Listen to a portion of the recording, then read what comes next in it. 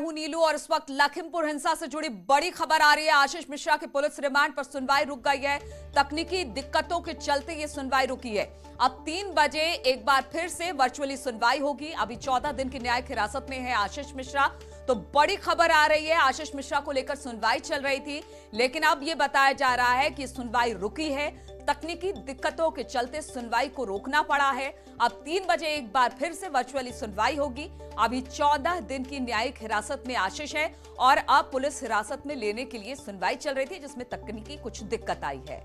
बातचीत करने के लिए राजीव इस वक्त हमारे साथ जुड़ गए। राजीव, क्या खबर मिल रही है इसको लेकर?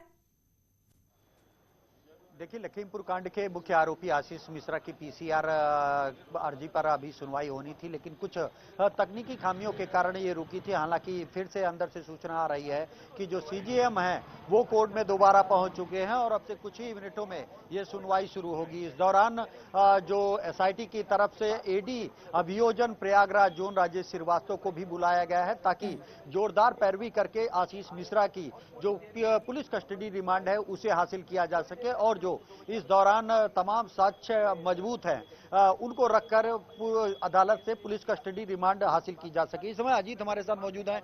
क्या तैयारी की गई है, कैसे पैरवी हो रही है? देखिए, बिल्कुल राजू, अंदर से तकनीकी वजह से जो आशीष मिश्रा है वीडियो कॉन्फ्रेंसिंग के जरिए जुड़ नहीं पाए थे, जिसकी वजह से जज ने सुनवाई टाल दी थी। अब दोबारा कनेक्टिविटी हो गई है, जज वापस आ गए, सुनवाई शुरू हुई। अवधेश सिंह जो उनके अधिवक्ता हैं वो मौजूद हैं, additional director general Rajesh Srivastava वो मौजूद हैं, एपीओ एसपी यादव मौजूद हैं, जो पुलिस की तरफ से पक्ष कर रख रहे हैं। यानी ये साफ है राजू की सरकार की तरफ से आशीष मिश्रा को कोई मर्सी मिलने वाली नहीं है। जोरदार तरीके से सुनवाई होगी। एसआईटी ने 14 दिन की न्यायिक रिमांड मांगी है। अब चूंकि अंदर बहुत भीड़ है तो जज ने मीडिया कर्मियों को भी बाहर कर दिया है। तो जैसा कि आपने सुना, अजीत बता रहे थे, अमूमन ऐसे मामलों में जो जब पैरवी तेज होती है तो जो पुलिस कस्टडी रिमांड होती है वो 3 दिन की दी जाती है। तो ऐसे में इस मामले में भी ये संभावना जताई जा रही है कि जब दोनों पक्ष अपना तर्क रखेंगे तो उसके बाद एक बार कम से कम 3 दिन की पुलिस कस्टडी रिमांड। ठीक है राजीव, बहुत बहुत शुक्रिया आपका। तो पुलिस कस्टडी के लिए इस वक्त सुनवाई चल रही है। कहा जाए जो तकनीकी खामियां थी उसे अब दूर कर लिया गया। सुनवाई एक बार फिर से शुरू हो गई है। और लखीमपुर हिंसा को लेकर कांग्रेस का प्रदर्शन जारी है। हजरतगंज में कांग्रेसी कार्यकर्ताओं की भीड़ अब जुटनी शुरू हो गई है। प्रियंका गांधी यहां पर मौन व्रत रखने वाली हैं। तो जो कांग्रेस का प्रदर्शन था वो अब कुछ देर में शुरू होने वाला है। बताया जा रहा है कांग्रेस का यह प्रदर्शन हजरतगंज में कांग्रेसी कार्यकर्ताओं का जुटना अब शुरू हो गया है। प्रियंका गांधी यहां पर मौन व्रत रखेंगी और लखीमपुर हिंसा को लेकर प्रियंका का यह मौन व्रत होने वाला है।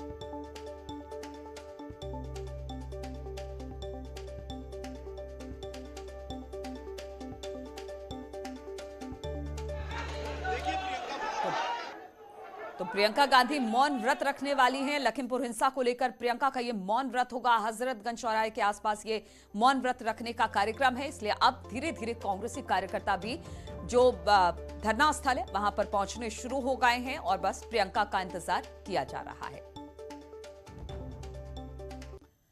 और प्रियंका गांधी के मौन व्रत पर उत्तर प्रदेश सरकार के मंत्री सिद्धार्थनाथ सिंह का बड़ा हमला हुआ है। सिद्धार्थनाथ सिंह ने कहा कि प्रियंका गांधी को पत्र लिखकर राजस्थान और छत्तीसगढ़ का गूगल मैप भेजेंगे।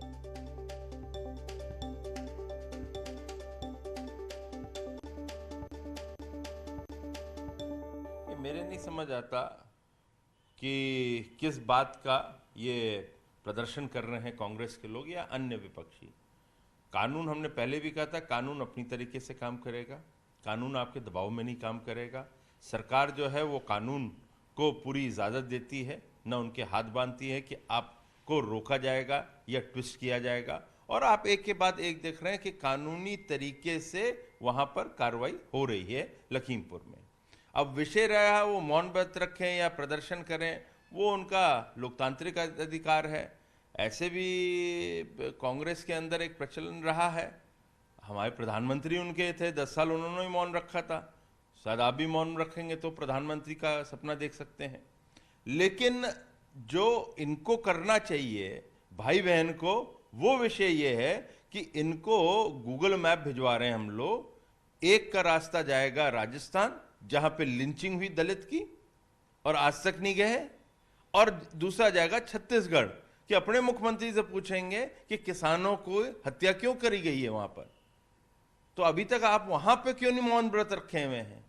वहां पे आपका मौन व्रत क्यों है, ये हम लोग को समझाइए और जनता इसको जानना चाहती है। तो प्रियंका के मौन धरने को लेकर आप कांग्रेसी वहां पर जुटने लगे हैं। वहां पर फिलहाल क्या स्थिति है, बातचीत करने के लिए लखनऊ से मोहम्मद शबाब हमारे साथ जुड़ गए। शबाब, प्रियंका का मौन धरना हालांकि 1 बजे होने वाला था, लेकिन थोड़ा सा ये डिले हुआ है, कब तक पहुंच जाएंगी वहां पर प्रियंका?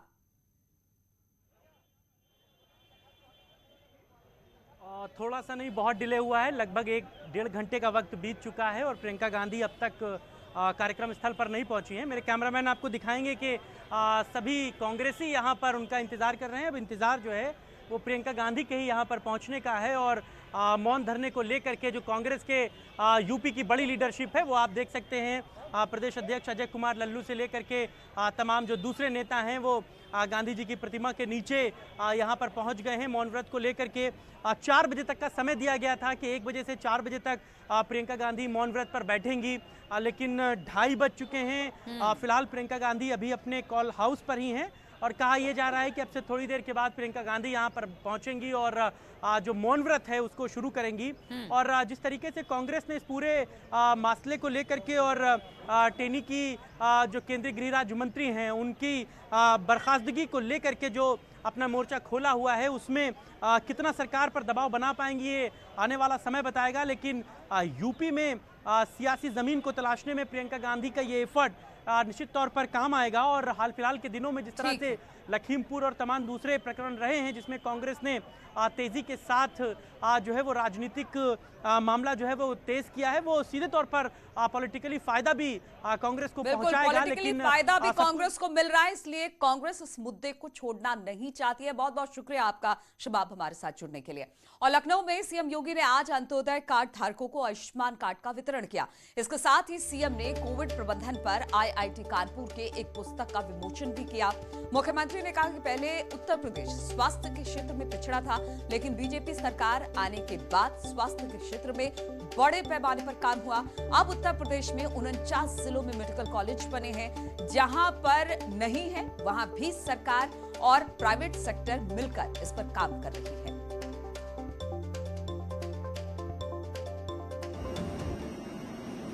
कि हर एक व्यक्ति को स्वास्थ्य सुविधा की लाभ सुविधा प्राप्त होनी चाहिए और 5 लाख रुपए की स्वास्थ्य बीमा का कवर प्राप्त होना चाहिए। सबसे बड़ी आबादी का राज्य उस लक्ष्य को प्राप्त करने की ओर तेजी से अग्रसर हुआ है।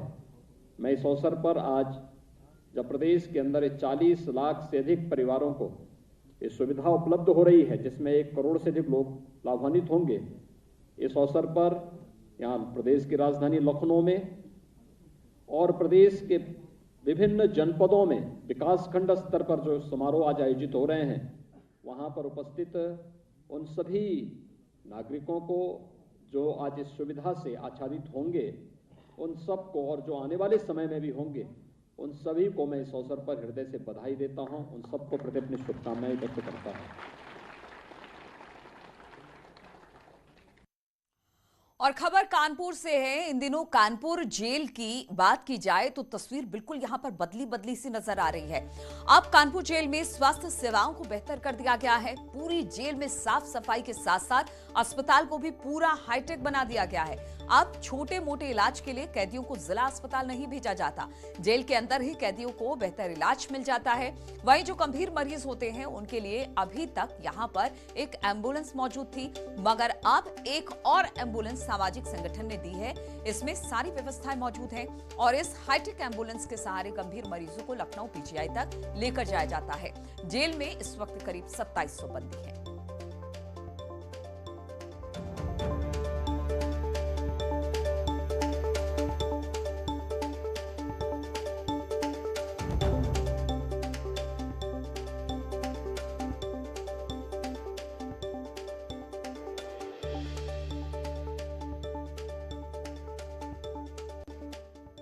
और न्यूज 18 की बड़ी मुहिम मिशन साहस पर हर हफ्ते हम आपको रूबरू करवाते हैं एमएसएमई सेक्टर के उन साहसिक कर्मवीरों की महागाथा से जिन्होंने मजबूत इरादों, कड़ी मेहनत और साहस से एमएसएमई सेक्टर में अपनी अलग पहचान बनाई है। इस कड़ी में आइए देखते हैं लखनऊ के समीर त्रिपाठी की कहानी कि किस तरह से उन्होंने देश के पावर सेक्टर में संभावनाओं को महसूस करते हुए विदेश में अपनी नौकरी छोड़ दी, पावर सेक्टर में इंफ्रास्ट्रक्चर कंसल्टेंसी का कॉन्सेप्ट दिया और अपनी एक्सपर्ट कंसल्टेंसी से समीर त्रिपाठी ने ऊर्जा के क्षेत्र में देश को कैसे बनाया सुपर पावर।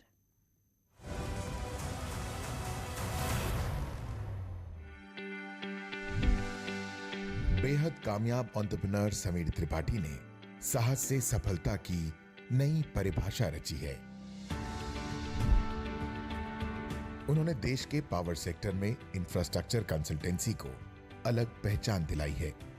इलेक्ट्रिकल इंजीनियरिंग की पढ़ाई के बाद समीर ने कई देशों में नौकरी की, लेकिन वतन की मिट्टी का मोह उन्हें देश की तरफ खींचता रहा। मेरा बहुत मन था विदेश में नौकरी करने का। जब शुरुआत हुई मेरे करियर की, इंजीनियर बना मैं।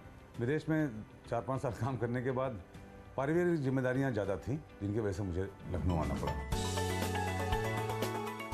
समीर त्रिपाठी ने ठान लिया कि वो विदेश में नौकरी करने के बजाय देश के लिए कुछ बेहतर करेंगे। मैं इलेक्ट्रिकल इंजीनियर हूं और पावर सेक्टर में ही मैंने नौकरी की। पावर सेक्टर का ही मुझे एक्सपीरियंस रहा और पावर सेक्टर में मैंने जो गैप्स देखे, उन गैप्स से बिजनेस मॉडल बनाने का बहुत ही एक डायरेक्ट अपॉर्चुनिटी थी मेरे पास। करीब 14 साल पहले एक छोटे से ऑफिस से महज 3 लोगों की टीम के साथ समीर ने शुरुआत की।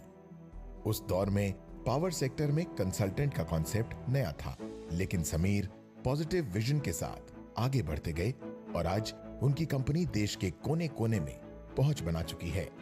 इस देश में सारे सेक्टर में कंसल्टेंट हुआ करते थे, पावर सेक्टर में नहीं हुआ करते थे। गवर्नमेंट ऑफ इंडिया ने एक बोल्ड स्टेप लिया कि हम लोग जैसे रोड में डीपीआर आउटसोर्स होती है, पावर में भी जब डीपीआर आउटसोर्स करना शुरू किया, प्रोजेक्ट मैनेजमेंट कंसल्टेंसी शुरू की।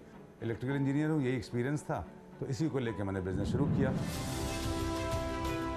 पावर सेक्टर में इंफ्रास्ट्रक्चर कंसल्टेंसी को शानदार तरीके से आगे बढ़ाने के लिए समीर ने अपनी टीम में एक्सपर्ट शामिल किए और कई मेगा प्रोजेक्ट्स पर काम करने के बाद अन्य क्षेत्रों में भी कदम रखा। इसमें हम लोग पावर के साथ साथ हमने समय के साथ साथ आगे जैसे जैसे हम लोग सक्सेसफुल होते गए, हमने आईटी में एक्सपैंड किया, रोड में एक्सपैंड किया, वाटर में एक्सपैंड किया। समीर त्रिपाठी की एक्सपर्ट कंसल्टेंसी से भारत ने ऊर्जा के क्षेत्र में सुपर पावर बनकर सफलता के नए कीर्तिमान रचे हैं।